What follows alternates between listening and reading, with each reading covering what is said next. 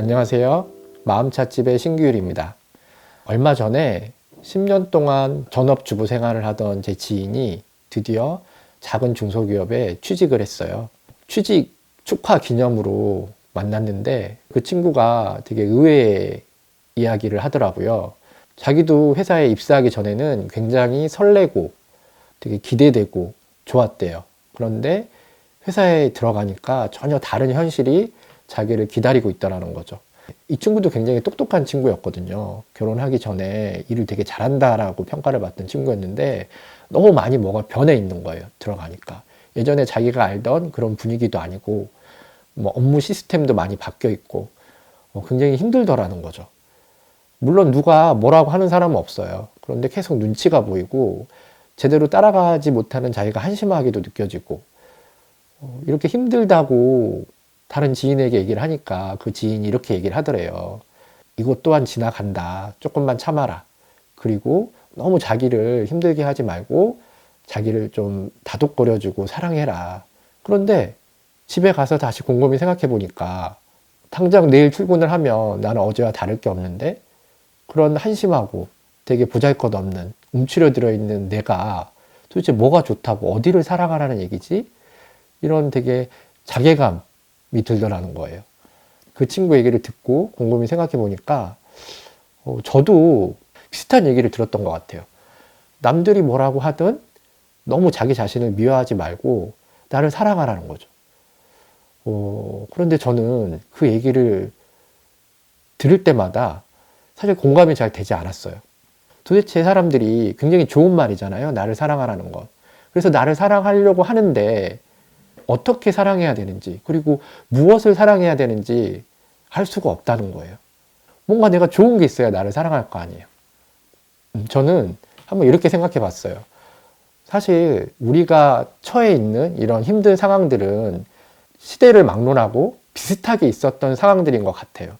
어떤 상황에 좌절하고 어떤 시험에 떨어지고 내가 굉장히 위축되고, 그런데 생각해 보면 그랬을 때마다 우리에게 어떤 조언이나 위로를 해줬던 그 말들은 시대에 따라서 다 달랐던 것 같아요. 그러니까 지금은 뭐 결과에 상관없이, 그리고 잘하든 말든 나 자신을, 원래의 나를 사랑하라고 하는 게 위로의 말이죠. 그런데 제가 한참 성장기였을 때는 그런 말들이 아니라 뭐 사랑의 매 이런 거 있잖아요. 이겨내야 하고 남자는 울면 안 되고 뭐 이런 것들이 지금은 되게 무지막지하게 들리는데 그런 것들이 그 시대에 통용되던 위로의 말이었어요. 그러면 그 이전 세대는 어땠을까 생각해 보니까 다 팔자 탓이라고. 내가 할 일은 없는 거죠. 그냥 나는 그렇게 하도록 태어났고 그렇게 해야 되는 거예요. 그런 전쟁을 겪고 힘든 상황에서 어쩔 수 없었을 것 같아요. 할 수 있는 게 별로 없었으니까. 그러면 예전에 우리보다 훨씬 더 윗세대들이 그렇게 자신의 팔자, 자신의 운명에 대해서 어떻게 보면 약간의 허무주의죠. 그렇게 나를 대하는 건 굉장히 나쁜 거고, 혹은 내가 어렸을 때 그렇게 위로의 말로 들었던 더 열심히 노력해라. 일찍 일어나는 새가 벌레를 빨리 잡는다. 이런 말들은 다 틀린 거고, 지금 말하는 나 자신을 사랑해라. 내가 잘하든 못하든 중요한 건 결과가 아니다. 그냥 지금의 원래의 나를 사랑하면 된다. 이 말만 맞는가라고 생각했을 때 저는 그건 아니라고 생각해요. 저는 이게 마치 유행처럼 상황은 비슷하지만 그 상황을 대하는 우리의 자세는 그 시대에 맞춰서 자꾸 변한다고 생각해요. 그러니까 앞으로도 지금 우리가 얘기하고 있는 나 자신을 사랑하세요 이 말이 굉장히 촌스럽고 뭔가 현실에 안 맞는 말이 될 수도 있는 거죠. 그럼 우리가 뭘 봐야 될까요? 중요한 건 그 말이 아니에요. 그 말이 가리키고 있는 본질을 보셔야 됩니다. 그 본질이 뭘까요? 저는 그게 바로 나 자신이라고 생각해요. 그 방식이 어떻든 아무 상관이 없다는 거예요. 그러니까 내가 뭔가 잘못을 하고 위축이 됐을 때 이게 팔자 탓이야라고 하든, 아니면 더 열심히 노력해야지 하고 나를 되게 당금질을 하든, 아니면 괜찮아, 나는 못해도 괜찮아 라고 말을 하든, 그건 하나의 방식일 뿐이라는 거예요. 그 방식들이 가리키고 있는 건 결국 그 하나는 결국 내가 좀 더 잘 살았으면 좋겠고 좀 더 행복하게 살았으면 좋겠다고 생각하는 내 본질, 내 자아가 아닐까요? 이렇게 생각하면 중요한 건 그 방식이 아니게 돼요. 그러니까 내가 힘든 일이 있을 때 내 자신을 사랑하세요 라고 말을 해도 전혀 꺼리낄 게 없다라는 거죠. 어떤 식으로든지 나는 내 자신을 사랑하면 되니까요. 이때 필요한 거는 그 방법에 대한 회의가 아니라 믿음이에요. 믿음. 어떻게 해서든 살아 숨쉬는 것만으로도 고마운 나라는 존재를 잘 살기 위해서 여러 가지 방법을 써서 애를 쓰는, 지금 이렇게 유튜브를 보게 하고 책을 찾게 하고 이렇게 열심히 나를 움직이게 하는 나 자신, 그 자신에 대한 믿음을 가지셔야 된다는 거죠. 왜 우리가 이렇게 이런 이야기를 서로 지금 하고 있고 왜 이런 생각들을 하고 이런 걸 찾아서 보시겠어요? 어떻게든 나를 살리려는 내 노력이잖아요. 그 노력이 나를 잘 살게 할 거라는 믿음을 꼭 가지셔야 됩니다. 우리가 아이를 키울 때 아이가 귀엽고 사랑스럽다고 무조건 아이를 칭찬해 주지만은 않잖아요. 아이를 사랑하는 방식은 굉장히 많아요.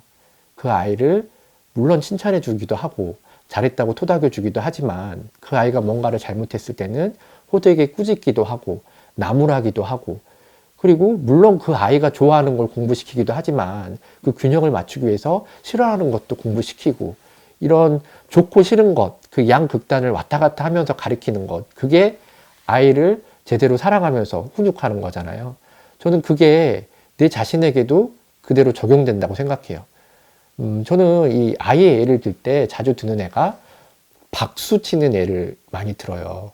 박수를 치는 이유랑 그 발을 구르는 이유가 한 쌍으로 묶여 있어요. 심리학 책을 보면 우리가 왜 박수를 치냐면 우리가 굉장히 친한 사람을 칭찬할 때, 아니면 누군가를 환영할 때, 아니면 되게 기쁜 일이 있었을 때 굉장히 높은 고음을 내요. 고음. 막 즐겁다고 고음을 내죠. 그런데 우리가 굉장히 뭔가 두렵고 무섭고 아니면 나를 해치려는 어떤 적을 만났을 때는 나도 모르게 저음을 내게 돼 있습니다. 그 고음의 하나의 방식이 박수예요. 박수를 치면 고음이 나잖아요. 그리고 그 저음의 하나의 방식이 바로 발을 구르는 겁니다.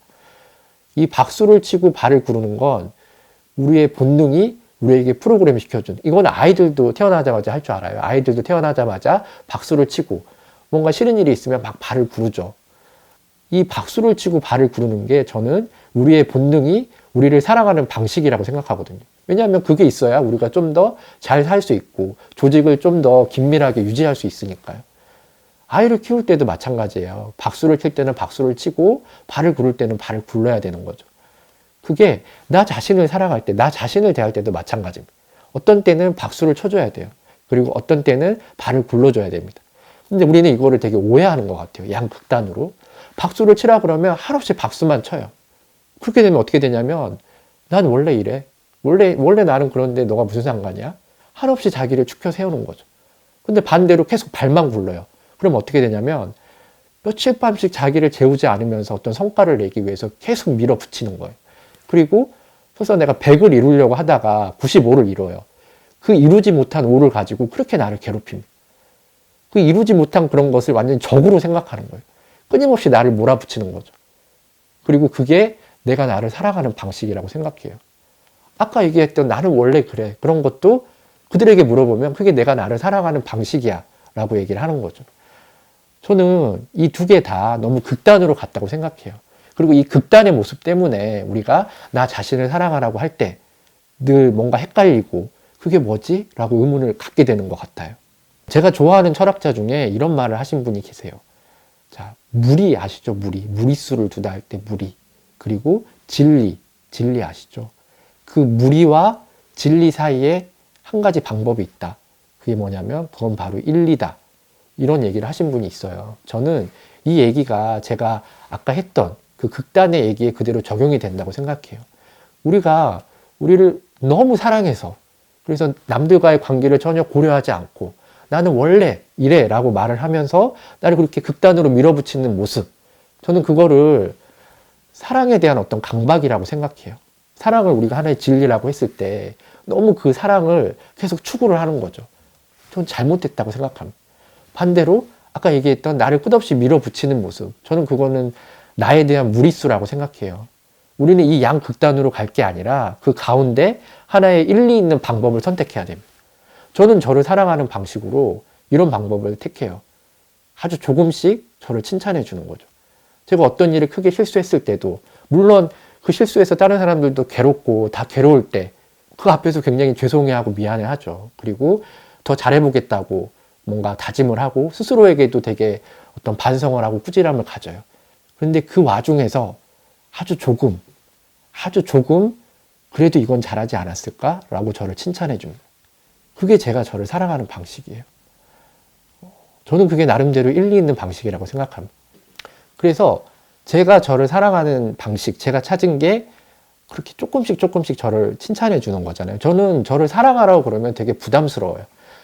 만약 이게 내가 나와 갖는 연애 관계라고 생각한다면 내 자신은 아직 사랑받을 준비가 되어 있지 않은데 내가 너를 사랑해야지 하고 강제로 사랑하면 그거는 데이트 폭력이잖아요.